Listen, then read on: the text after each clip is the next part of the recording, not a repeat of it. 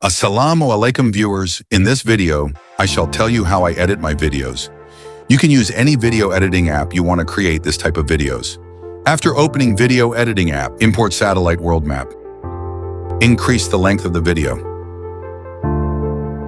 Set the video aspect ratio to 9:16 for YouTube Shorts.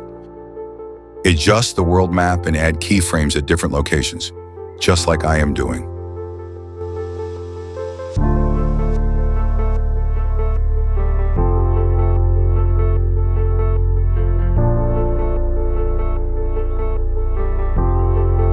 After the intro of your video, zoom into the country you're showing in the video.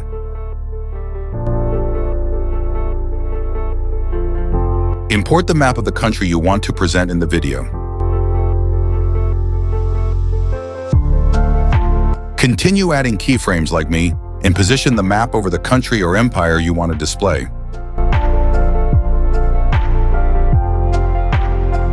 Repeat these steps 3 to 4 times depending on your video's length.